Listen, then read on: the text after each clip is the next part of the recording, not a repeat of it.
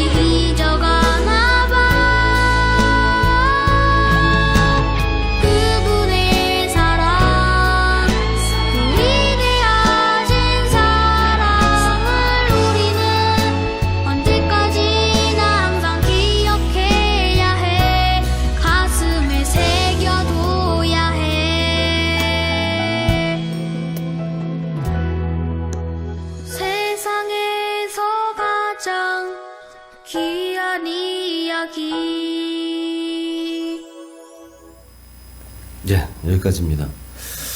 그 뭐 아시는 분들도 계실 거예요. 이거 가지고 뭐 그 뭐라 그러죠? 이렇게 마임 이렇게 너 많이 하는데 교회에서. 오늘 제가 전하려고 하는 말씀과 가장 부합하는 찬양이 이 찬양이었거든요. 그래서 먼저 말씀 전하기 전에 영상을 같이 한번 보고자 했던 겁니다. 오늘 같이 나눌 이 말씀을 통해서 정말 세상에서 가장 귀한 이야기, 그 속에 담겨 있는 의미를 잘 새겨보는 시간 되시기를 주님의 이름으로 축복합니다. 아멘. 이스라엘에서는 야콘이라고 하는 걸 하는데요. 우리가 알고 있는 야콘하고는 좀 달라요. 이걸 예전 그 번역 성경, 우리 개역 한글 성경에는 정혼이라고 표현합니다. 정혼. 약혼이라고도 하고 정혼이라고도 하는데요. 우리는 보통 약혼식 그러면 결혼을 앞두고 약속하는 뭐 그런, 그래서 가족 양가가 모여서 이렇게 약속하고 뭐 반지 나누고 이 정도로만 생각하잖아요. 이스라엘의 약혼식은 그런 게 아니에요. 이스라엘의 약혼식은 우리로 말하면 진짜 결혼식 같은 거예요. 결혼식. 그래서 약혼식을 끝나고 나면 성대한 파티도 하고요. 끝나고 나면 법적으로 정식 부부가 돼요. 남자 여자가. 정식 부부는 되지만 아직 같이 잠을 자진 않아요. 이 두 부부가. 법적으로는 부부예요. 어디 동사무 가서 호적되면 부부로 나오는 거예요. 이제 법적으로. 그런데 그 뒤부터 그렇다고 해서 같이 뭐 살림을 차리거나 이러진 않아요. 뭐 하느냐? 여자는 친정에서 신부 수업하고요. 남자는 이제 아내를 데려와서 같이 살 집을 지어요. 그래서 그 기간이 약 한 1년 정도 소요가 됩니다. 이 아들은 뭐 집을 져본 적이 없으니까 경험이 있는 자기 아버지의 도움을 받아서 집을 짓는 거죠. 그리고 신부될 여인은 친정 엄마한테 신부 수업을 배우는 거예요. 요리도 배우고 이런 거 살림도 배우고. 예. 그러다가 그 과정이 마치고 나면 1년 정도가 끝나고 나면 이제 신랑이 아내를 데리러 가요. 그래서 아내를 데리고 이제 같이 살 집으로 데려옵니다. 그리고 나면 이제 진짜로 사는 거예요. 부부로. 예. 그러니까 그거가 있기 전에 하는 것이 약혼식이고 약혼인데 한 1년 정도 서로 각자 신랑은 신랑대로 신부는 신부대로 이제 앞으로 신랑이 되어서 신부가 되어서 살 일들을 준비하는 기간이다 이런 거죠. 그러니까 말씀드린 것처럼 이 약혼한 뒤에 1년 정도 완전히 둘이 합치기 전까지는 각자 신부로서 몸가짐도 조심하고 신랑은 신랑대로 조심하고 이렇게 사는 기간이에요. 여러분 나사렛이란 동네에 가난한 몫으로 살고 있었던 요셉이라는 청년이 마리아라고 하는 처녀하고 약혼을 했어요. 약혼. 그러니까 법적으로는 부부가 됐지만 아직 잠자리는 안 한 사이다 이런 말이에요. 예. 그런 얘기예요. 지금 그런 얘기입니다. 그런데 그 마리아가 세상에 임신을 했다는 거예요. 여러분 그 얘기를 들은 이 요셉의 마음은 어떨까요? 막 정말 하늘이 노래지고 이거 지금 아마 할 말을 잃었을 거예요. 나는 남편으로 이제 제대로 된 남편 구실을 하려고 아내 데려와 살 집 짓고 있고 뭐 준비하고 있는데 신혼집 다 준비하고 있는데 아니 잘 지내고 있겠거니 생각했던 마리아가 세상에 임신했대. 애를 가졌대. 나는 아닌데 애 아빠가 이런 거죠. 여러분 처녀가요. 약혼한 처녀가 그 결혼할 남자가 아닌 다른 외간 남자의 애를 가졌다. 이러면 율법에서 뭐로 얘기하냐면 돌로 쳐서 죽이도록 돼 있어요. 그 여자를. 돌에 맞아 죽어야 돼요. 이건 율법이 정해진 규정입니다. 그러니까 지금 마리아는 어떤 상태냐? 뭐 사정은 모르겠고 지금 드러난 걸로 따지면 지금 동네 사람들한테 돌 맞아서 죽어야 될 사람이에요. 마리아가. 지금 그런 상황입니다. 그런데 성경 보니까 요셉은 착한 사람이라 이렇게 얘기해요. 요셉은 착한 사람이었어요. 그래서 어떻게 했느냐? 뭐 사정은 모르겠지만 마리아가 지금 임신했다는 사실, 이 사실을 소문내면 이 여자 죽게 생겼잖아요. 그러니까 나만 입 다물고 있자. 나만 입 다물고 살자. 그리고 어떻게 해요? 깨끗하게 이 약혼, 이 정혼, 혼인하기로 했던 것을 파혼하기로 결정해요. 파혼. 그럼 되잖아요. 파혼하면 적어도 약혼했던 기간에 여자가 애를 가졌는지 말았는지 사람들이 모를 거 아니에요. 그렇게 하죠. 그렇게 결정한 거예요. 그래서 일이 커지는 것을 막으려고 했어요. 그러고 있을 때에 어느 날 요셉의 꿈속에 천사가 나타나서 말합니다. 뭐라고 말하느냐? 오늘 본문 20절, 21절 같이 읽습니다. 시작. 이 일을 생각할 때에 주의 사자가 현몽하여 이르되 다윗의 자손 요셉아 내 아내 마리아 데려오기를 무서워하지 말라. 그에게 잉태된 자는 성령으로 된 것이라. 아들을 낳으리니 이름을 예수라 하라. 이는 그가 자기 백성을 그들의 죄에서 구원할 자이심이라 하니라. 아멘. 천사가 뭐라고 말해요? 요셉에게 지금 이 일을 생각할 때, 이 일을 생각한다는 건 뭐냐면 이거 조용히 파혼하고 끝내자. 이렇게 마음에 결정을 했어요. 요셉이. 그렇게 헤어지기로 결정하고 있었을 때에 그렇게 마음을 굳히고 있을 때에 천사가 꿈에 나타나서 현몽하여 이르되 뭐라고 얘기합니까? 다윗의 자손 요셉아. 이 요셉의 혈통이 다윗의 가문이에요. 지금 가난한 목수지만 집안 내력을 따라 올라가면 다윗의 자손이라고요. 네 아내, 지금 아내라고 말해요. 약혼했기 때문에 법적으로는 아내예요. 네 아내 마리아 데려오기를 무서워하지 말라. 그렇게 말합니다. 왜 무서워하지 말아요? 그에게 마리아에게 잉태된 자는 다른 외간 남자 때문에 아기 가진 게 아니라 어떻게 했다고요? 성령으로 잉태됐다는 거예요. 성령으로. 예? 남자를 통하지 않고 아기를 가졌다는 거예요. 지금. 예? 지금 이 얘기예요. 그러니 너 두려워할 거 없다. 무서워할 거 없다. 걱정, 근심, 염려할 것 없다. 이건 성령으로 된 것이다. 라고 얘기하는 거죠. 그러면서 뭐라고 말합니까? 이제 그래서 마리아가 아들을 낳을 것이다. 아들. 예? 아들을 낳을 텐데 그 아들의 이름을 뭐로 하라고요? 예수라 하라. 예수라 하라. 그러면서 얘기하죠. 이 예수라는 이름까지 정해주면서 이 이름, 이 예수라는 이름이 곧 이 아이가 이 세상에 온 이유라는 거예요. 그 이유가 뭐냐? 이 아이의 이름이 그 뜻이에요. 그가 자기 백성을 그들의 죄에서 구원할 자다. 자기 백성을 그들의 죄에서 구원할 자라는 뜻이 예수라는 이름의 뜻이라는 거예요. 그러니 그 아이의 이름은 다른 걸로 지으면 안 된다. 반드시 예수라고 해야 된다. 왜? 그 아이는 자기 백성을 그들의 죄에서 구원할 자이기 때문에 그렇다라고 말하는 거예요. 여러분, 그러니까 예수님은 예수님의 백성을 그 백성들 자신들의 죄에서 구원할 자라고 하는 이름을 갖고 오셨어요. 그러니까 여러분, 오늘 이 천사가 하는 말 들어보세요. 예수님께서 사죄 은총을 베푸실, 그래서 구원의 은혜를 베푸실 그 은혜를, 예수님께 그 구원의 은혜를 입을 자들은 다 누구라는 거예요? 자기 백성, 예수님의 백성이란 얘기예요. 그죠? 예수님의 백성들은 예수님의 구원의 은혜를 입게 된다는 거예요. 구원의 은혜.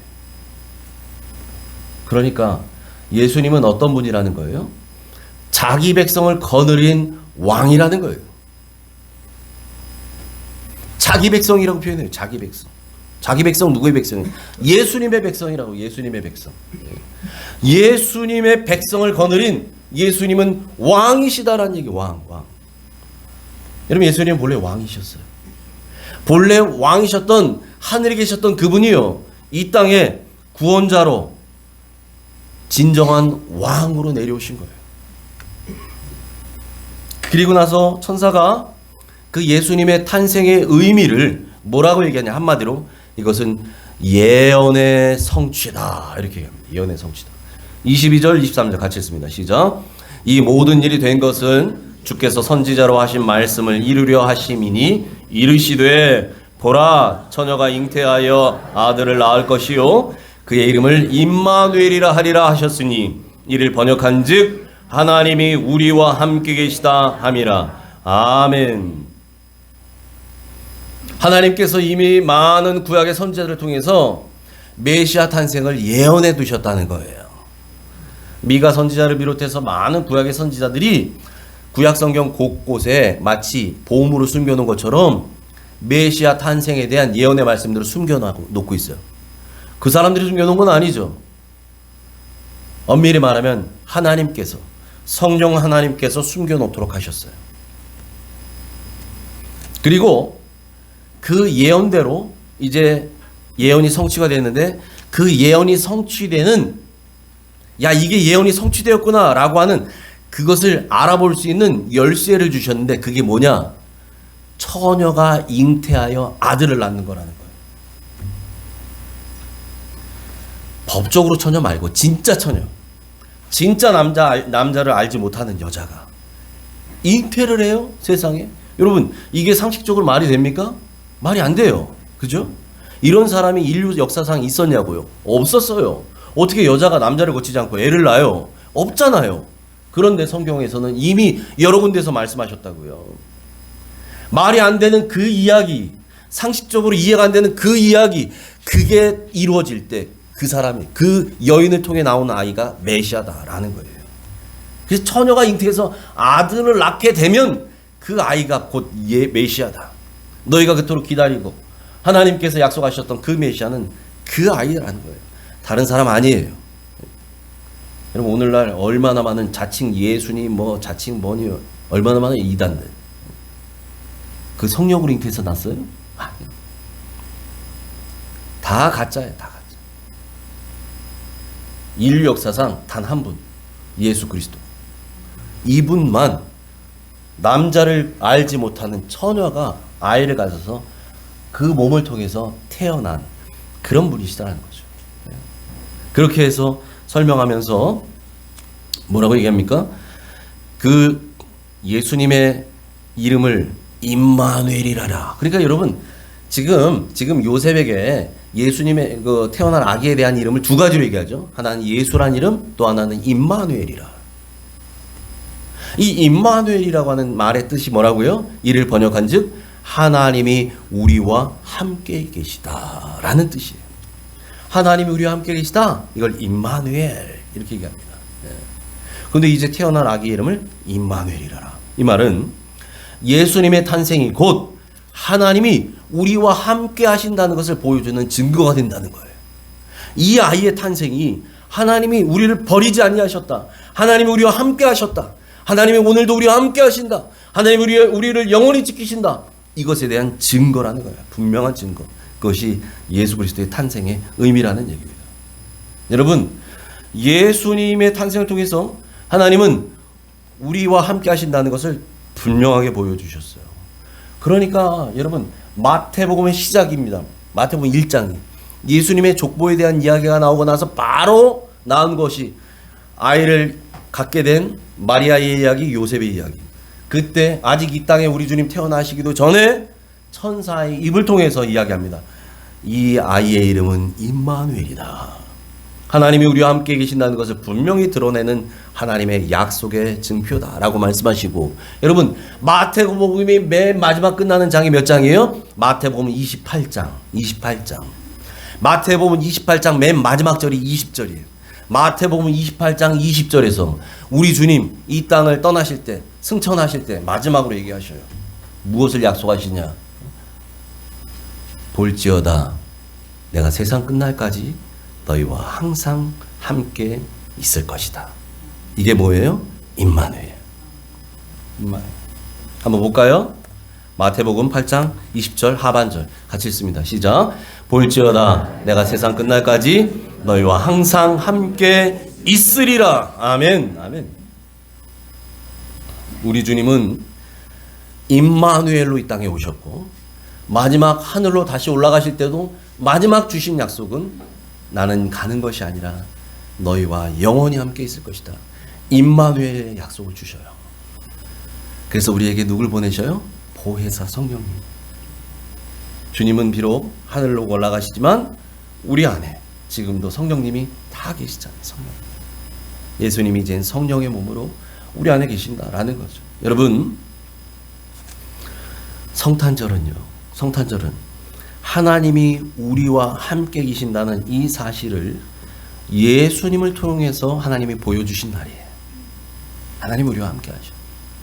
여러분, 정말 앞뒤 좌우 사방 천지가 꽉 막힌 것 같고, 나는 혼자인 것 같고, 답이 없는 인생 같고, 끝없는 늪에 빠진 것 같고, 여러분, 그렇더라도 그런 순간에도, 그런 자리에도 하나님이 함께 계신다는 사실을 믿으시기 바랍니다. 그 약속이 예수님이에요. 그걸 약속하신 분이 예수님이에요. 그걸 하나님이 우리에게 보여주셨어요. 예수 그리스도의 탄생을 보거라. 난 너희를 절대 버리지 않는다. 난 너희와 영원히 함께한다. 그것을 보여주신 거예요. 그걸. 여러분, 아무리 힘들고 어렵더라도 우리와 함께 하시는 이 주님을 잊지 마시기 바랍니다. 예수님은 우리의 목자가 되시고 우리의 구원자가 되셔서 영원히 우리와 함께 하십니다. 여러분, 이러한 성탄의 의미를 우리 마음속 깊이 새기는 이번 크리스마스가 되기를 주님의 이름으로 축원합니다. 아멘. 기도하겠습니다. 하나님 아버지, 감사합니다. 하나님은 우리 눈에 보이지 않고 하나님의 음성이 들리지 않는 것 같아서 힘들고 어려운 일 당하면 나만 혼자 애쓰는 것 같고 내 인생에 답 없는 것 같고 그래서 사람 찾으러 다니고, 하나님, 우리가 이렇게 어리석게 살았지만 정말 하나님은 우리가 하나님을 인식하던 인식하지 못하던 관계없이 늘 우리와 함께 해주고 계셨습니다. 그리고 그것에 대한 분명한 약속을 성탄의 주님으로 보여주셨습니다. 그러기에 우리 주님의 이름은 임마누엘이십니다. 이를 번역한즉 하나님이 우리와 함께 계시다. 우리와 함께 계신 주님 감사합니다. 그리고 이 땅을 떠나 하늘로 올라가실 때도 우리 주님 마지막 주셨던 약속도 볼지어다 내가 세상 끝날까지 너희와 항상 함께 있으리라. 하나님, 임마누엘의 약속을 예수님으로 보내주셔서 감사합니다. 그리고 그 주님, 오늘 우리 모두의 각자의 마음속에 심령 안에 왕으로 계셔서 감사합니다. 우리의 인생의 진짜 왕, 진짜 주인인 그 주님이 계신다는 사실을 잊지 말고 무슨 일을 만나든 아무리 어렵고 힘들어도 주님만 의지하고 우리의 주인 되신 주님, 우리의 왕 되신 주님, 그분의 통치만 잘 받는, 그래서 승리하는 옥중의 모든 가족 되게 하여 주시옵소서. 예수님 이름으로 감사하며 기도합니다. 아멘.